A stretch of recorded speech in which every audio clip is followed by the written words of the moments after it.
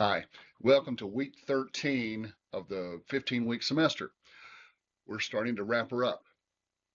For this week, you only had two poems, plus the author William Wordsworth, of course, and I did that so you'd have more time to focus on the R3 final draft, which is due Tuesday, November the 25th before 11:55 p.m. It's literally the last day before Thanksgiving holiday.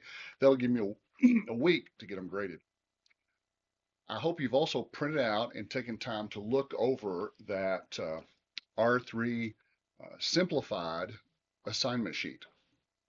I try to make it very clear what I'll be looking for, and it's not a particularly tough assignment. You just have to follow the steps.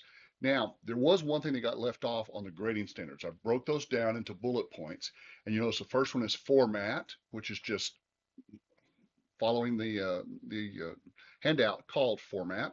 Um, Times New Roman font, 12 point, double spaced. Please double space your papers. The heading goes on the top of the first page only, and then a running head on the rest of the pages. But after that, you have the in-text citations, which is just the author's last name and page number, just like the example.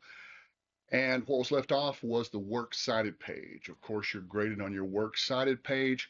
You want it to look exactly like the example, except, of course, using your sources. Source evaluation, very important. You want to make sure you only have to have three sources, but make sure each one has an author, which has authority. It is fairly timely, let's say within 10 years. There's some depth to it, and of course, it is either cited by other sources or it cites other sources within itself. The thesis, the main idea, topic sentences, and of course, overall effectiveness. Now, one of the main things is you want to make sure that your research paper, the final draft, is clearly on topic. There's a very easy way to do this. Your thesis, the last sentence of the introduction, can use the words I've given you. The topic is what makes American higher education unique in the world. Um, it would be very effective to simply say American higher education is unique because, and then whichever point you've narrowed it down to, whichever aspect you've decided to talk about, um, higher education as an economic engine, the history of higher education, the structure of higher education, whatever thing you've decided to talk about in your paper, just put that there at the end of the sentence. Then each topic sentence, the first sentence of each body paragraph, repeats or reinforces that same idea, just broken down into different parts. And again, it's just a 3 to 4 page paper, so you won't need that many body paragraphs. Be sure that after the conclusion is done, you have an introduction, body paragraphs, conclusion. Hit Control Enter, which will give you a hard page break. Then do your works cited page, 3 entries. Then another Control Enter, another hard page break, and do your explanation of revisions. The explanation of revisions is just basically, it can either be a list or it can be a paragraph of the changes you've made from your first draft into your final draft. And yes, you do need to use the same topic. Uh, the changes you made and the reason why you changed it. Okay, I changed the title from this to this because it sounds better. I changed the thesis from this to this because it more accurately controls the contents. I changed the first paragraph to the third body paragraph because it contains a more important idea. Just whatever you changed to what you changed it to and the reason why you changed it. Now, don't forget, as you do this, you also need to keep track of all the changes for yourself, not just for that one or two page paper that you're going to turn into me, but also when I look at your final draft, if I can't tell that it wasn't written by AI, if I can't tell for sure that it's your paper, then I'm going to ask, is this your paper? And if you can't prove to me, if you can't show me that you wrote it, then I can't give you credit for it. The AI detector looks at a lot of things when you turn in your final paper.